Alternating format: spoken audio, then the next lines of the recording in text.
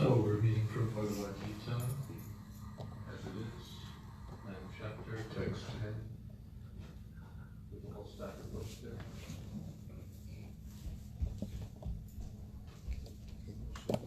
And meanwhile, is this time for the poems to go to sleep.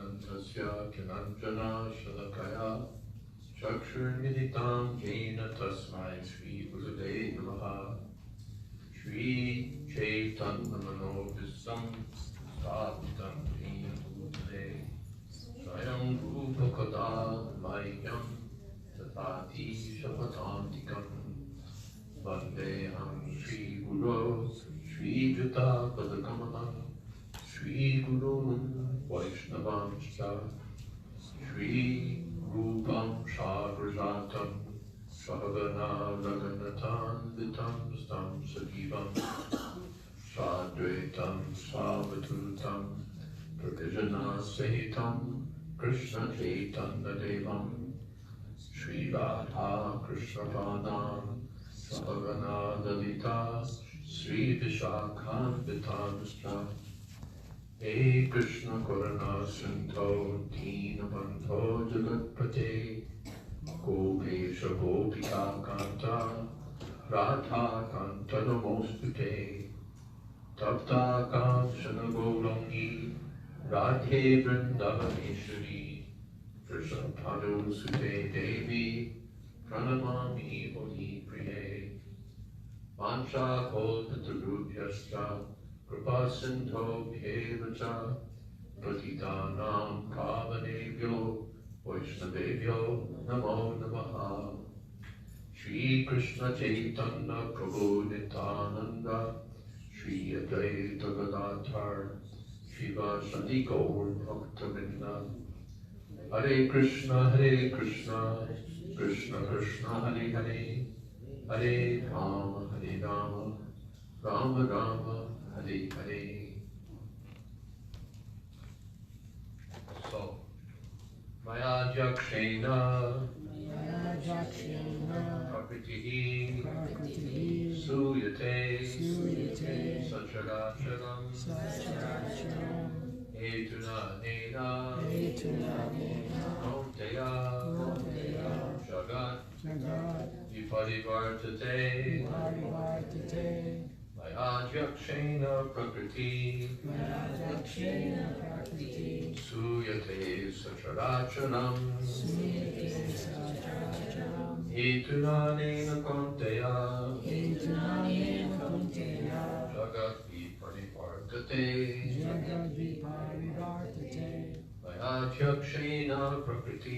Mayadhyakshena Prakriti Suyate Sacharacharam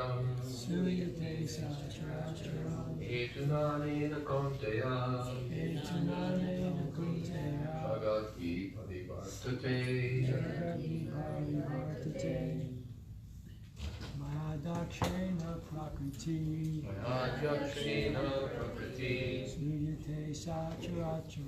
Suyate Sacharacharam Etunanena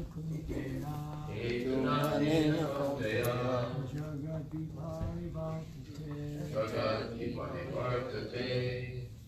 Mayadhyakshena prakriti Mayadhyakshena prakriti Shuyate sacharacharam Suyate sacharacharam Tunanena kaunteya Etunanena kaunteya Parivartate Jagati parivartate Mayadhyakshena prakriti Mayadhyakshena prakriti Suyate sacharacharam Suyate sacharacharam Yetunanena kaunteya Etunanena kaunteya Jagadvi parivartate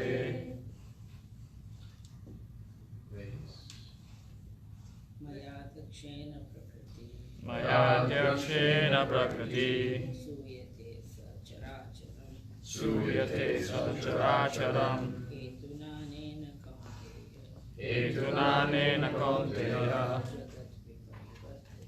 Jagadvi parivartate Mayadhyakshena prakriti Suyate sacharacharam Etunanena kaunteya Jagadvi parivartate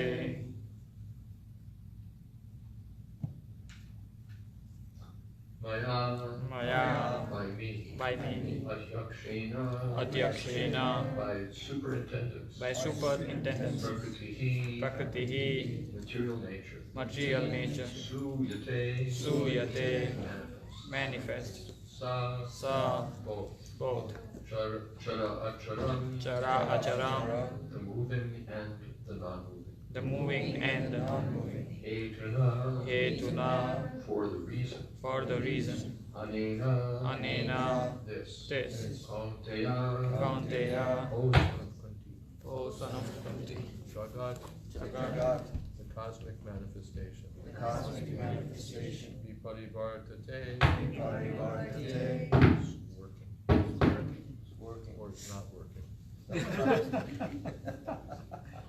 Hare Krishna Viparivartate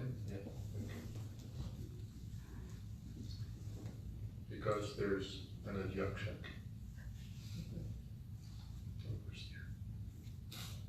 This material nature, which is one of my energies, is working under my direction, O son of Kunti, producing all moving and non-moving beings. Under its rule, this manifestation is created and annihilated again and again. Purport.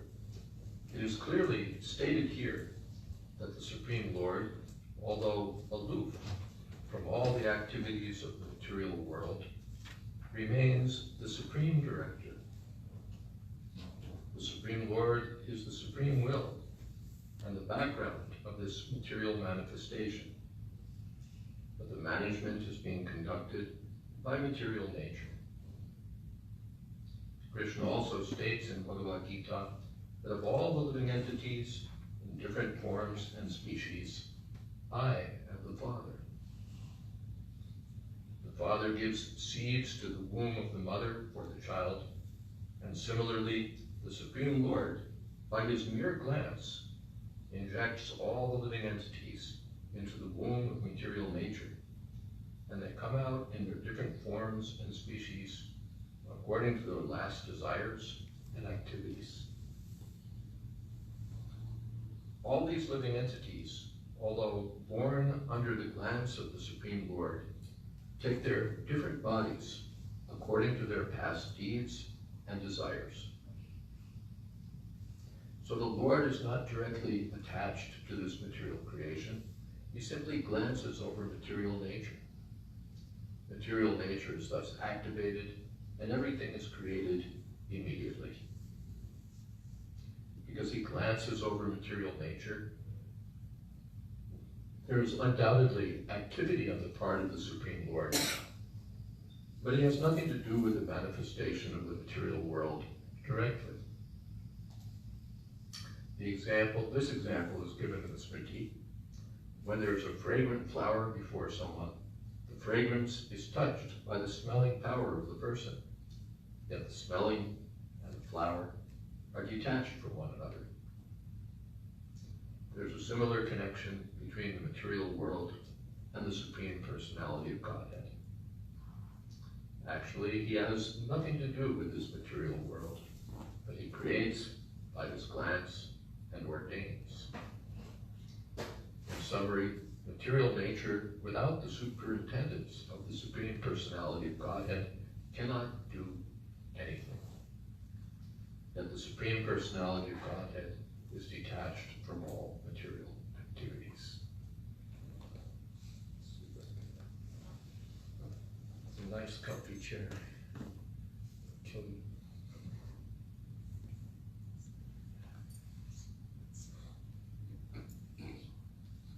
Looks comfortable. Looks comfortable and grand.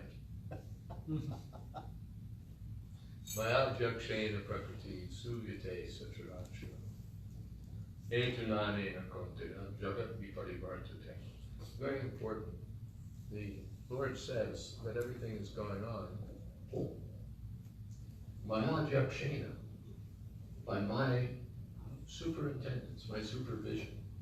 Literally supervision, because he glances over everything, and by his glance, everything happens. So this is intelligent.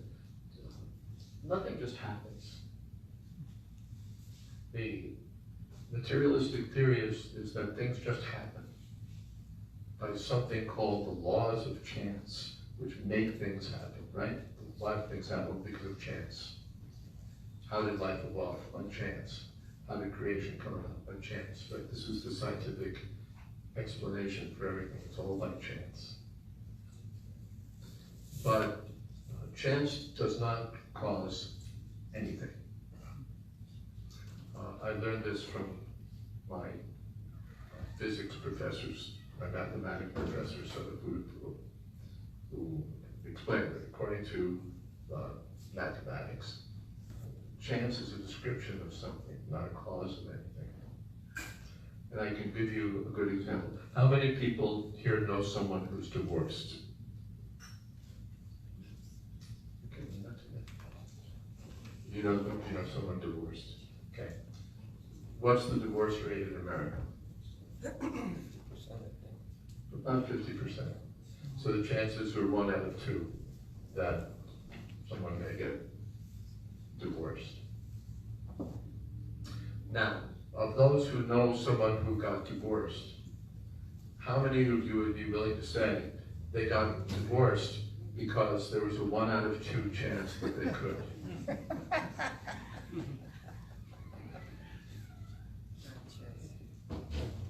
Right? It doesn't make any sense. They got divorced because they were incompatible. They got divorced because she fell in love with the plumber. Or, something happened that brought about the divorce. It's not that because there's a 1 out of 2 chance that any given couple may divorce, therefore, Betty Sue got divorced, or John and Mary got divorced. That makes no sense at all. These things, people get divorced for reasons. They may be bad reasons, but they're reasons.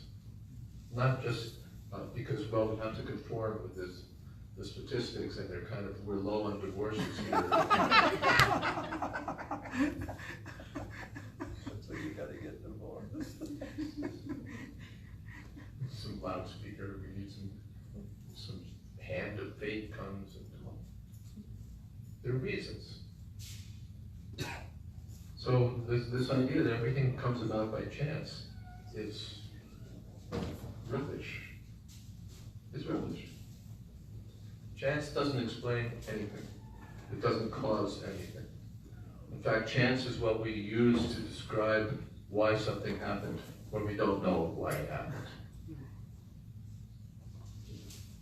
Why did that rocket misfire? Well, by chance.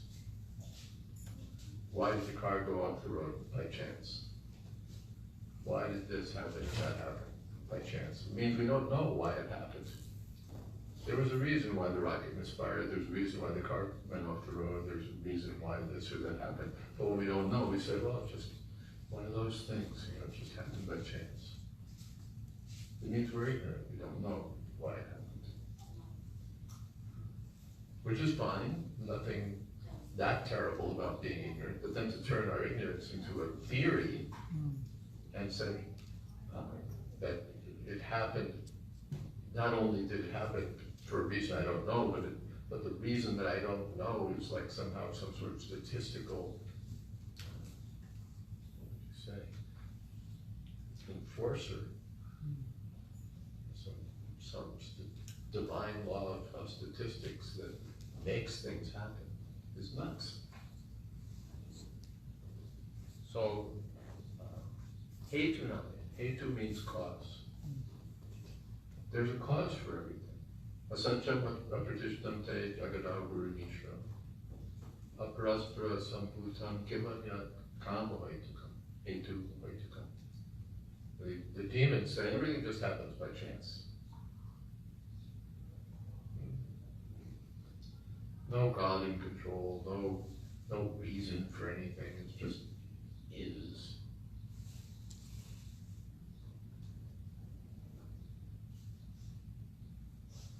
But here, an intelligent person, this had a cause, that had a cause, that had a cause, that cause had a cause. Finally, you come to the original cause. But nothing just happens.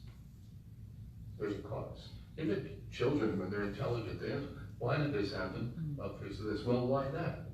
Well, why that? Why that? They want to go back and back and back, right? Your children ask questions like that, they say, why? And you say, well, because of this. And you say, well, why? Well, because of that. Yeah, that means they're intelligent. They want to trace the chain back and find out. And finally, when you get to the original cause, that's Krishna. That's Krishna. But one of the American presidents, he had a sign on his desk, the buck stops here. Because he's the chief executive, so there's no higher power in the government. So the original chief executive is the Supreme Personality of Godhead. He's the Adhyakshak. Adhyakshak means overseer or controller, the supreme manager, supreme authority. So Maya Adhyakshena.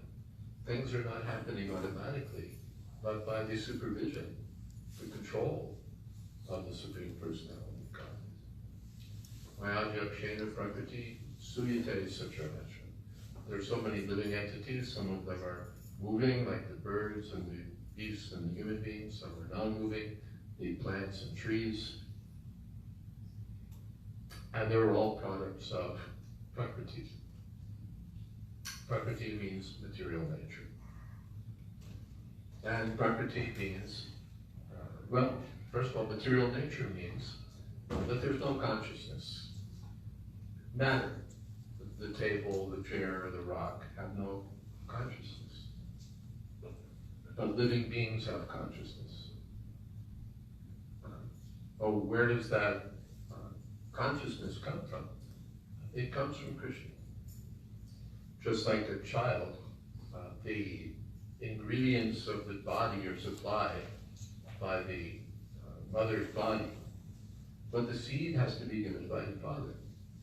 Otherwise, there won't be pregnancy. Prakriti means female. And Purusha, Krishna's Adi Purush, the original male. Aham Bija Pradapita. Krishna says, I give the seed for the living entities. There must be the seed. Nature alone doesn't give birth to anything. And there are some illustrative examples given in Chaitanya Charitamrita. Kaviraj Goswami gives one. He says that, of course, it helps if you grew up in a village and not in an American city. But anyway, he says that the idea that matter will give rise to living entities, give rise to consciousness, is like the idea that you can get milk from the nipples on the goat's neck. You've all seen goats? Seen goats? So the goats, some of them at least, often don't have like these little nipples on their necks. But if you think you can do this and get milk from them, no.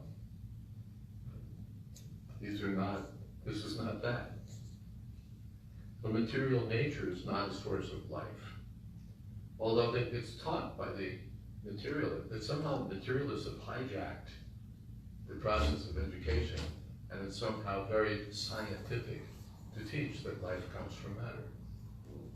And so you learn that there are building blocks of life: hydrogen, carbon, oxygen, one more. Hydrogen, carbon, oxygen, whatever. They're the building blocks of life. And somehow if you put these building blocks together and maybe zap them with some cosmic rays, then you'll get life. It's totally a demonic theory. It's not really a scientific theory. It's never been demonstrated, it's never been proven, it's never been adequately shown. Here's step 1, step 2, step 3, step 4. It's just a sort of a child's textbook picture. We have these building blocks, and you put the building blocks together, and all living beings, I have hydrogen and carbon and oxygen and whatever the other one is in my body, you have it in your body. All the trees and the plants and the animals, they're all made of these building blocks of life. But how does the life come from blocks? That they can't explain. That they can't explain. Sadhguru again told me that the mathematicians all know this. The mathematical likelihood that something as complex as, say, an E. coli organism could arise from simple matter are way beyond anything that would be considered even possible. So, but the mathematicians don't talk about it because it upsets the biologists.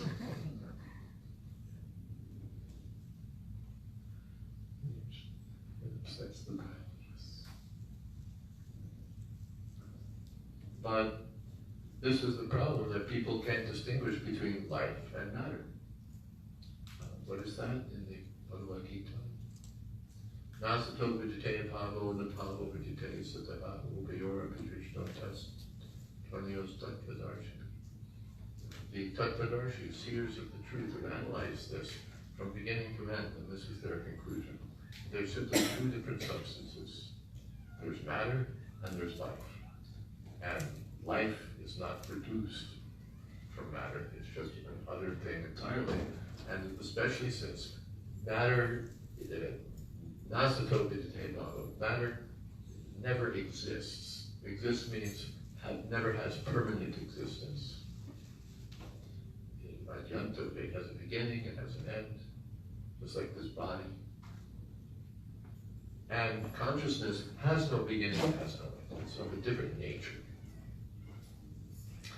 Ajaru nitya shastra dolyam purano. It has no birth, it has no death, no jayate riyate va. Very different from the body. The body is born, and then we observe a birthday, and so on. The body dies, we go to the funeral. The matter has a beginning and an end. But consciousness, it has no beginning, it has no end. So the idea that we get life from chemicals or life from building blocks, it's like the idea that we get milk from the nipples on the goat's neck. It's a mistake. If you see that everybody's living in a house, the house are all made of bricks, and you think that somehow or other bricks are necessary for the existence of human beings, or else that human beings are produced in an environment where there's bricks. and that the bricks are the basic constituents of, of human life. It doesn't work that way.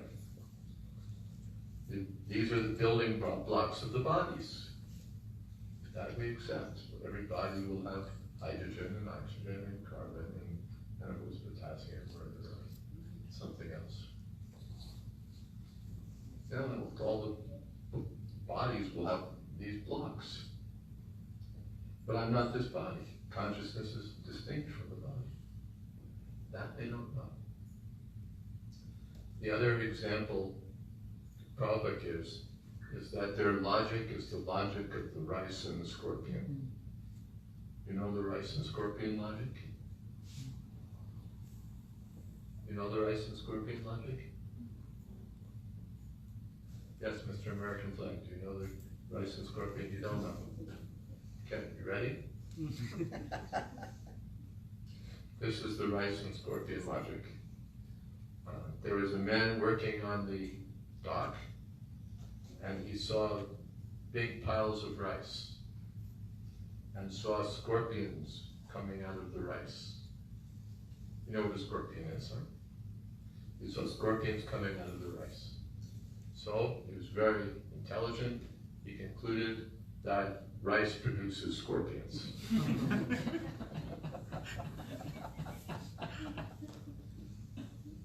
What do you think? Do you like this theory? If I give you lots of rice, can you produce some scorpions for me? Why not?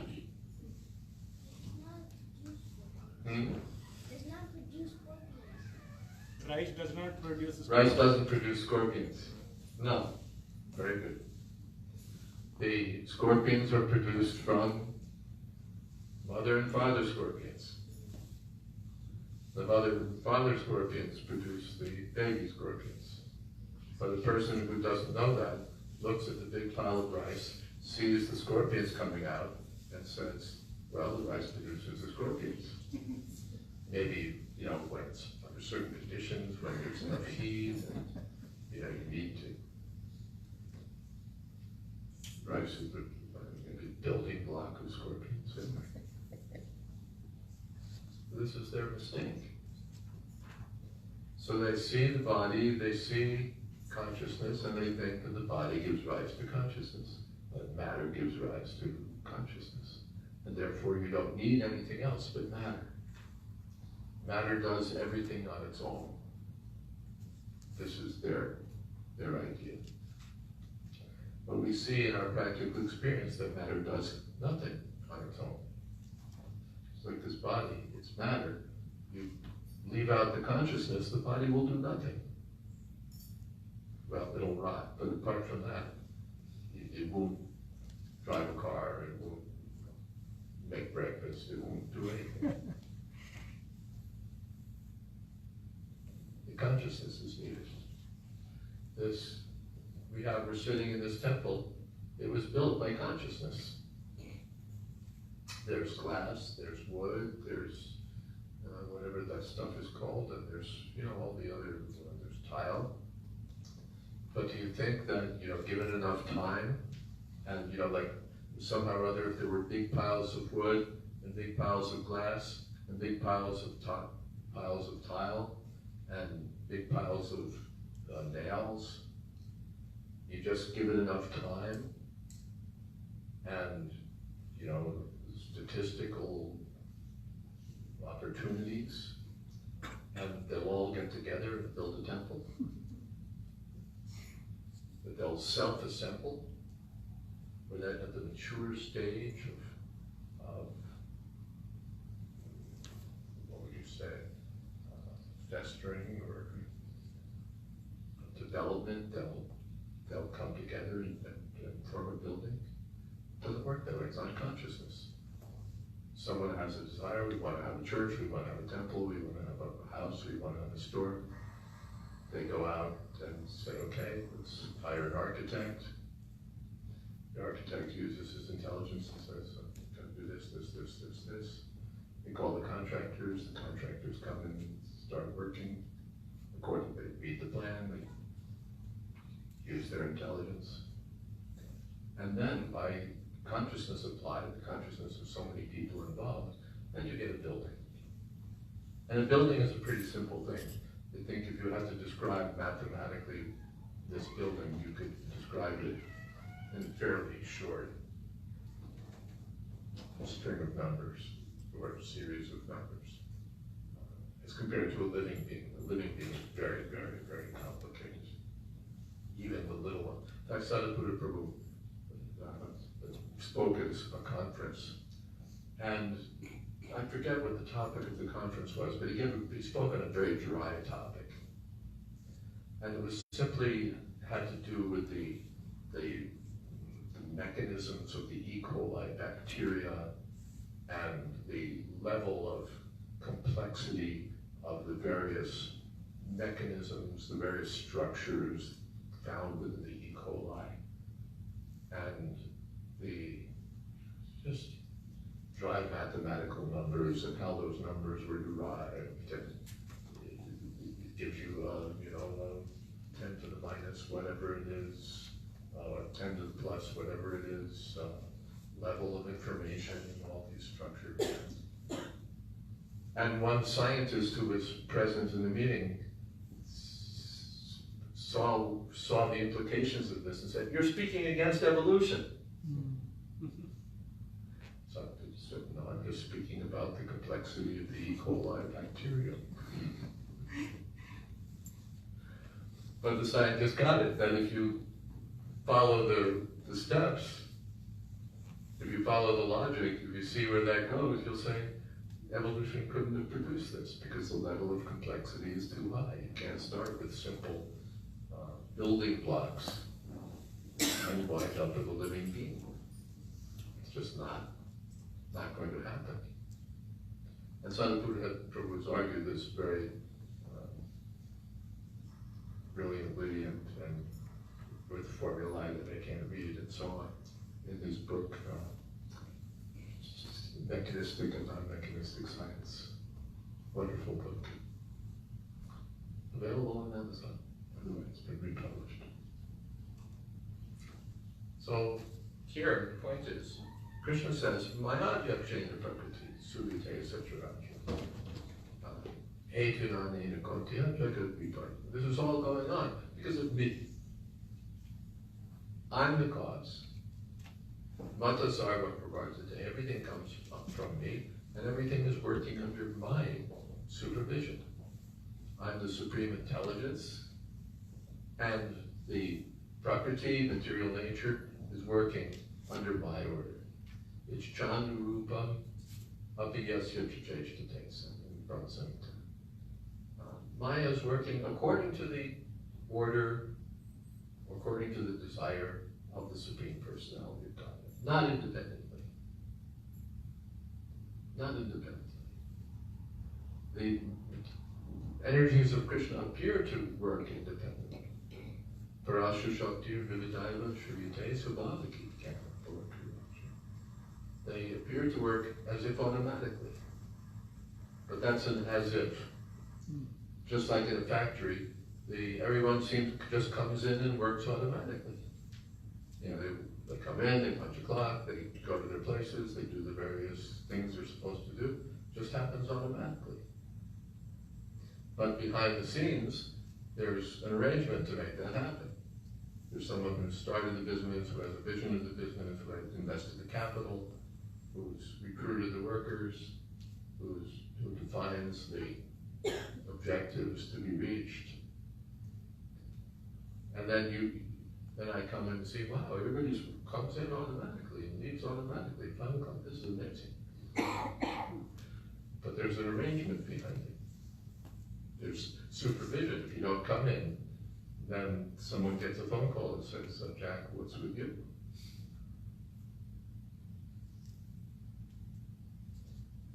Supervision. Nothing works, even among conscious living beings, nothing works without supervision. Without supervision, everything goes wrong. That's why no child can swim in this pool without supervision. Without supervision,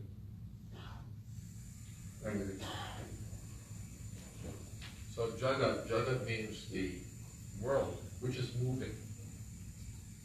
Jagat implies that it's moving. And how is it moving? Someone was just telling me the other day the speed at which the planet, the Earth, is moving. 80,000 something. 1,000 miles an hour. 1,000 miles an hour. Only 1,000. About 24,000 miles in circumference. 1,000 miles an hour every day, right? Oh, right. In its orbit around the sun? No, I'm sorry. That's rotation. Rotation. Yeah, no, but the speed at which it's charging through God, I did space. just see that not like a week ago. I forget. I'm sorry. That's okay. But it was some very, very large number. It was more than 65 miles an hour. I just saw a parking ticket. Someone had been driving 85 miles an hour in a 65 mile an hour zone. And yeah, that's dangerous. 15 miles over the speed limit. But the Earth is charging through space at this ridiculous speed, at 80 million, it's not huge, whatever the number is that you forgot. And it's dashing through space at that speed. And I think it's not a constant speed, but at different times it goes faster or slower, I don't know. Not that much of a student of cosmology, but it's moving fast. And it never cracks up. It never, and it's sort of commonly quoted, if it were this much closer to the sun, it would all burn to a cinder. If it were that much further away, we'd all freeze to death. So it's exactly on course. And all this was happening automatically. But Krishna says not automatically, under my supervision. All this and so much more. And yet, Mastani Sarvabhutani Najaham Teshvalasana. I'm hands off. I'm not directly involved. And sometimes we have this picture of God, like when I was a kid, and this picture of God, that God was like some, very big, powerful person. I wasn't sure I believed it, but the picture I could get, like a big, powerful person with like a toga, sitting in a chair someplace, like on a big throne, and he's got like strings or buttons or something like that, and he's making everything go. Like a puppet master, or now the analog today would be some computer geek sitting behind the screen, and bouncing around and pressing buttons and making sure that everything's on course with the universe. But first of all, that's quite a lot to do. And why should God be busy with such tasks? Who likes to do that kind of stuff? If you were God, would you want to sit around all day pressing buttons and moving mice to do things like moving mice?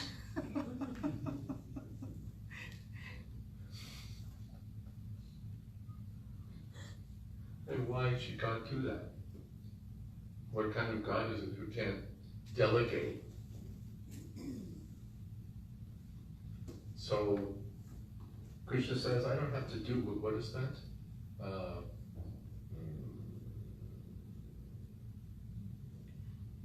The tasya karyam karanam chavidyate. The definition of God is that he doesn't have to do anything.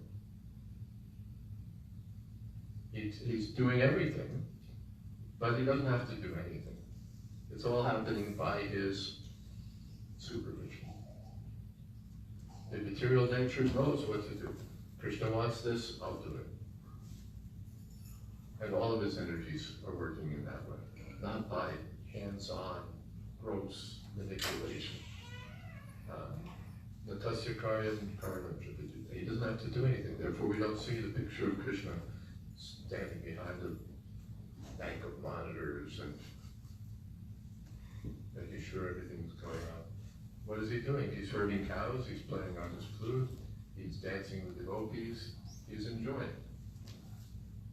Even in this world, you think that the heads of the biggest corporations sit in the factory and make sure that everything's working. They hire people. And they're off on the golf course, or they're off at whatever it is they want to do. That's how they run it. That's how the top guys do it. You and I, we go around and do grunt work. But the top guys, they don't have to do that. They're free to enjoy. And Krishna is the Supreme Personality of Godhead. That's what he does. He enjoys. And still and for supervision, even supervision he doesn't do. He says, by my supervision it's all going on. But actually his supervision is like this. To supervise material nature, he expands himself. He has that capability. You and I don't have that, but he can do that. He can expand himself in another form, and the other form will take care of it. Imagine, how would you like it, kid, if you could just expand another form of yourself, and that form would do your homework. That would be cool, right? But you can play soccer or cricket or whatever it is that you like to do, chant Hare Krishna, and you have another form that just expands from yourself. He does all your homework, he takes all your tests for you. That would be good, right? So Krishna we can't do that. You have to sit for the tests, you have to do the homework, you have to study, you have to do all of those things. You can't double yourself and have your double do it. But Krishna does it that way. For the creation of the material world, he expands himself as the Purush avatars, Vishnu, Murti. They do everything. It's still Krishna, but Krishna expands himself in that form, for that function. And Vrindavanam Pratyachot Padamekam. He never has to step one foot outside of Vrindavan. He goes on enjoying, and everything is going on under the supervision of his under his supervision in another form by his energy. So these are some of the capabilities of the Supreme Personality of God. People are so foolish that I'm God, you're God. I have no idea what God is or what God does, or how he does it. Just saying, we are all God. So Krishna is the Supreme Personality of Godhead, and we're hearing a little bit about him talk about Gita. Any questions?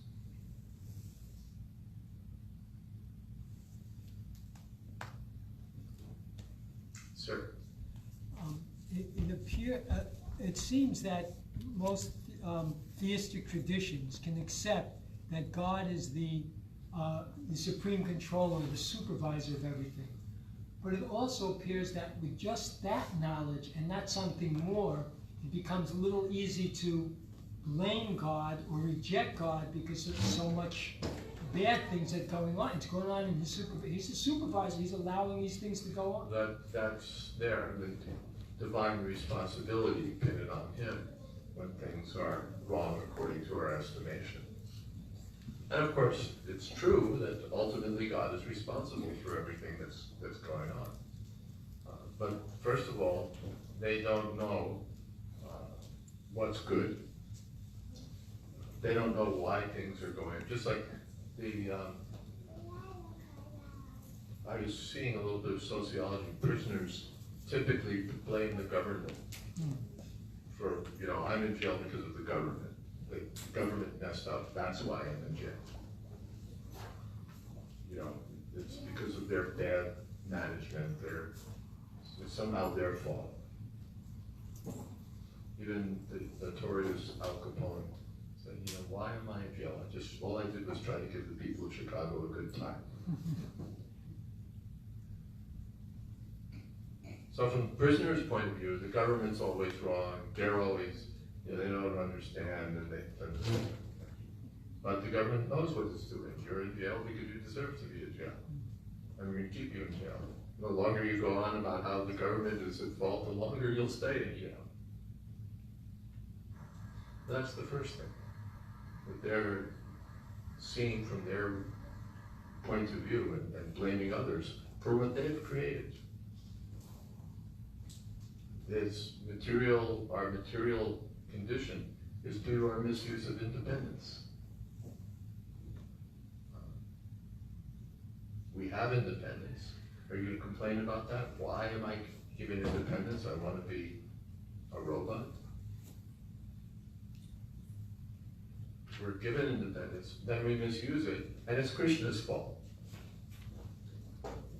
He gave me independence, I misused it. Whose fault is that?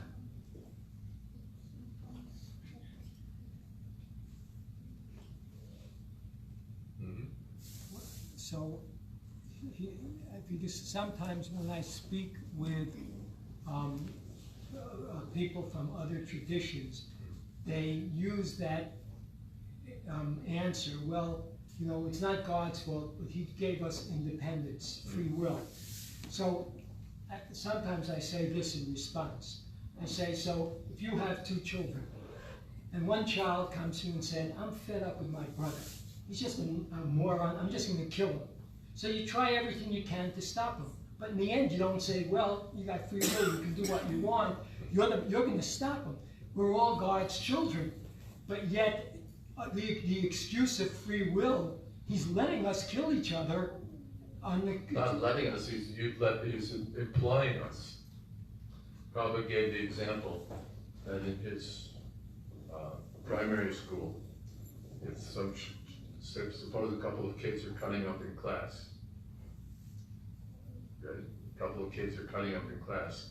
So the teacher has the 2 students stand facing one another. And then each student puts his hands, his thumb and forefinger on the other student's ear. And then they're both told, now pull. So each student causes punishment for the other student. So this is the nature of the material world. Everyone is causing punishment for everyone else. According to our karma, we have to suffer some trouble. How am I going to suffer it? Someone else has to cause it for me. And maybe he's thinking, I'm conquering, or I'm making the world safe for democracy, or whatever they're thinking. But they're causing me suffering. But I'm meant to suffer according to my karma. We don't see the arrangement. It's just happening. Because it seems that without understanding 2 factors, the eternality of the soul and the law of karma, then God becomes whimsical or worse, malicious. Because it... Poor funded knowledge.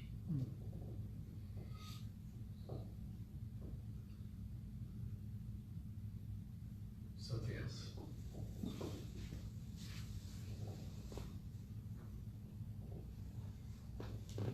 So, Maharaj, in the purport, it says all these living entities, although born under the glance of the Supreme Lord, takes their different bodies according to their past deeds and desires. So living entities refer to the human beings only, correct? Excuse me? Here it says all living entities is referring to the human beings only, right? No, why?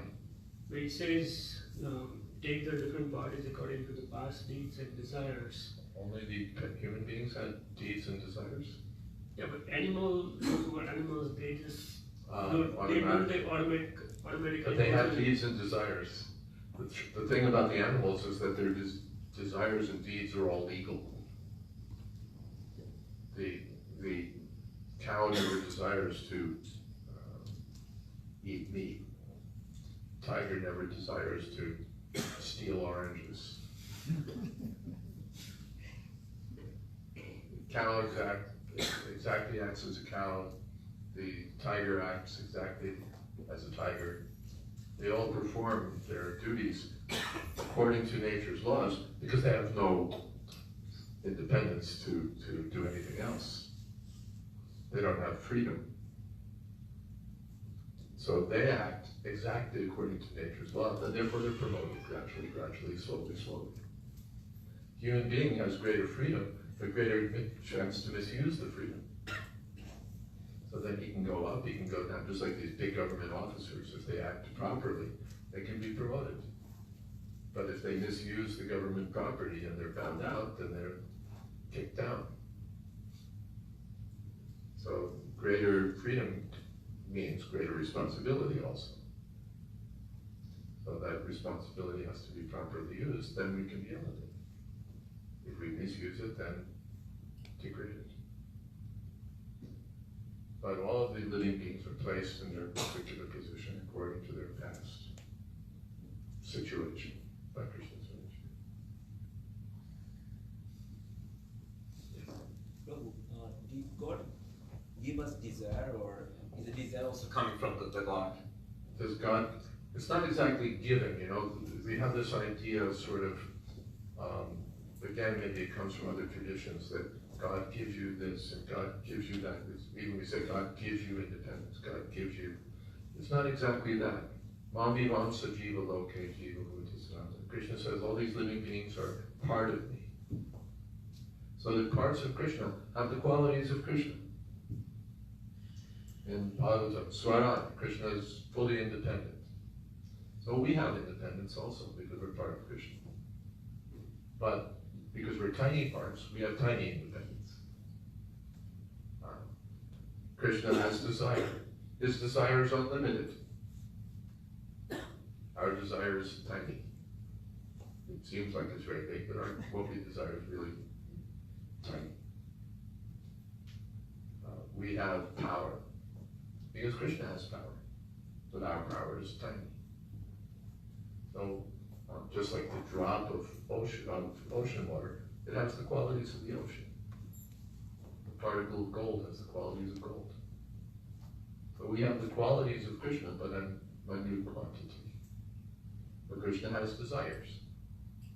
But we want to dance with some young girl. Krishna wants to dance with thousands of girls. So even if you think that Krishna is, interested in that sort of thing, his interest is unlimited. We have a hard time with one wife. Krishna married 16,000.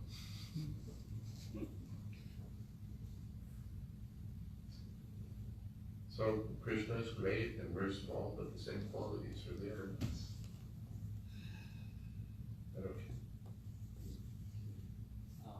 just a little bit confused, I guess, because in one verse God said, Ishwara sarvabhutanam vidyashorjuna tishtati brahman sarvabhutani chandrarani maya. I interpret it this way that whatever we do or everyone else does, it's actually Krishna is doing that. I mean, we are just a machine. Yeah. He's driving that. Elsewhere it said, Prakate Kriyamanani Gunai Karmani Sarva. Everything's enacted by Prakriti. So then where's our independence? Srila Vishwanath Chakravarti Thakur speaks to this and says that there's some independence. Otherwise there'd be no use of Vedic literature. Krishna says, surrender to me. Shastra says, do this. If we had no independence, there'd be no use of it. Shastra would say to the body, you do this or you do that. There'd be no use talking to the living being because he has no independence. Just if I say, if I bang on some official's door, I want this, I want that, and the official can't give it, what's the use? He says, I'm sorry, I can't do anything. I have no power to decide this. Then we go away. He has no power to decide. Why should Shastra speak to us if we have no power to follow? So the Acharyas say that practically everything is done by material nature, but what do we supply? Desire to turn toward Krishna or away from Krishna. A little independence, that's coming from our side. Otherwise, once we're using that independence wrongly, we become entangled in material nature. The material nature is, you can say, doing everything, banging us around. Now go here, now go there, now go here, now go there. Like a prisoner. Prisoners, stand and file, into your cells. This. He has no independence. Because he's misused his little independence. Now he's forced by the guards. So we're practically now forced by material nature, now do this, now do this, now do this. But little independence is there. We can turn toward Krishna. Mahameviye prapanyate maya me tantur. Something else? Yes. Hare Krishna. Hare Krishna. May I know whether you've been to the African temples these days, as you've been doing? Hmm? Whether you've been to the African temples, Africa temples, as you've been doing? How are the African temples doing? Whether I want to know whether you have visited African temples, as you've been doing. Whether You have when I've been to African temples? Yes, yes. Yeah, I've been to African temples in Nigeria, Ghana, Togo, Cote d'Ivoire, Malawi, South Africa, Kenya, Uganda, Botswana, maybe about 10 African countries. And some are doing better than others, some are doing worse. Because there's 150 countries in Africa, and they're so different. Even if you go from Nigeria to Kenya, Nigeria to Ghana, next door, the atmosphere is different, the people are different, the language is different, the government is different, so much is different. So our temples also are different, some are doing better, some are doing worse. As a generalization, on the east side of Africa, our temples tend to be very Indian. In Kenya, in Uganda, in Tanzania, in Botswana, in South Africa, the temples tend to be very Indian. There are a lot of Indian people on that side of Africa, and somehow our movement has mostly attracted the Indian people. And so our temples are overwhelmingly Indian, with a few African people mixed in. More probably in South Africa than most of the other East African countries. In South Africa, they're working very hard to reach out to the African people. And some, especially in the universities, young African students are joining us. So a little better from that point of view, although really not very wonderful, still overwhelmingly Indian. Then when you go to the West Coast, it's the opposite. Hardly any Indians, and almost entirely African. The pujaris are Africans, temple presidents are Africans, the cooks are Africans, the preachers are Africans, everybody's African, a couple of Indians taking part. So all the way from Ghana down, almost entirely African. And Central Africa also, Congo, tends to be like that. Almost all Africans. Which is what Prabhupada wanted. He wanted, not that he didn't want Indians involved, but he especially wanted us to reach out to the African people. So West Africa is very successful that way. Especially, I would think, due to the efforts of His Holiness Bhakti Tirtha Maharaj, who's invested a lot of energy in preaching in the western side of Africa. So they're doing, I think I'd say fairly well. They, I think there's a bit of a leadership gap there. When Bhakti Tirtha Maharaj left, they lost a very strong, powerful leader, and that's been hard to, fill up. But they're doing pretty well. Book distribution is going on. In Cote d'Ivoire, they've purchased, it's been a while since they're there, but they've purchased some nice farmland. And they have some quite substantial temples. In Nigeria, we have many temples, some of them quite big. In Ghana and Accra, we have a nice, expensive temple. So it's mixed, depends where you go and which side of the country you're on. It's not the continent you're on. Particularly, how is Ghana doing? Ghana. How's Ghana. Ghana?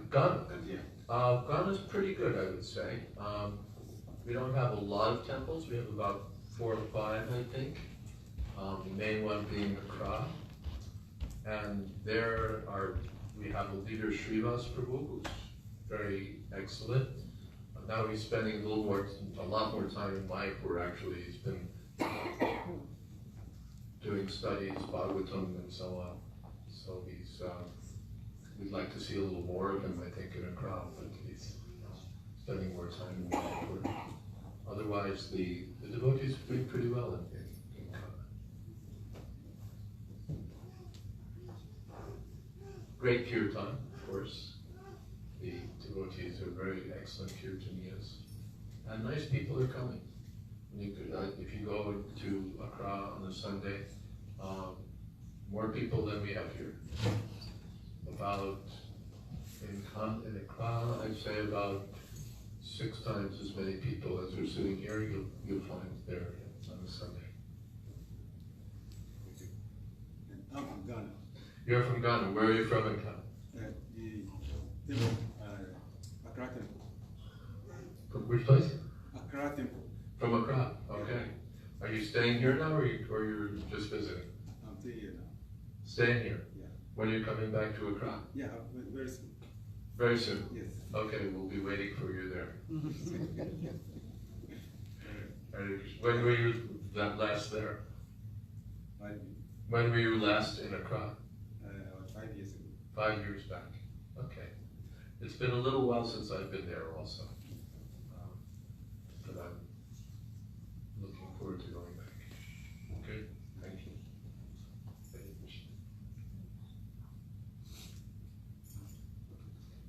Anything else?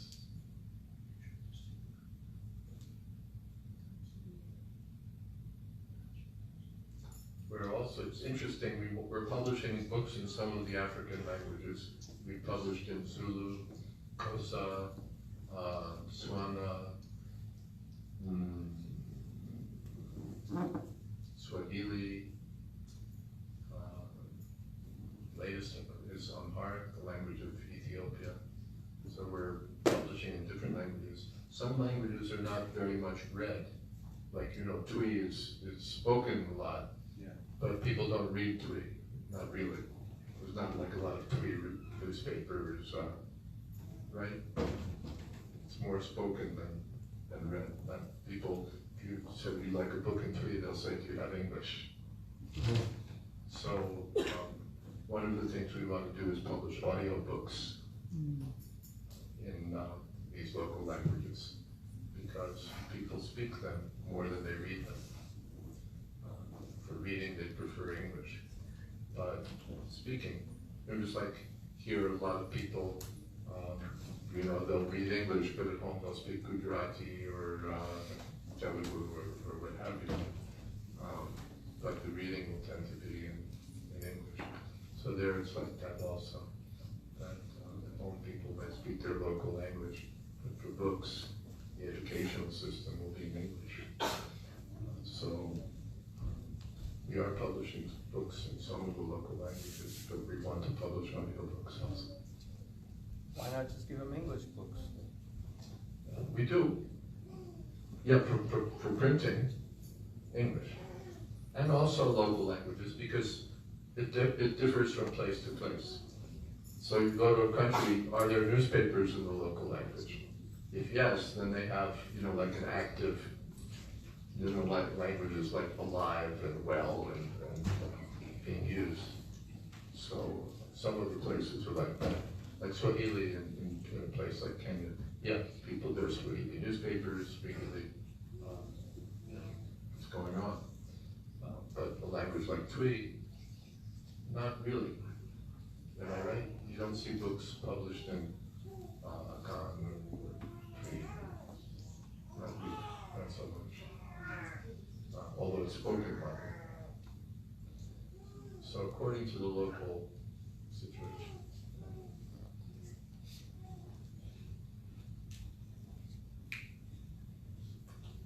Anything else?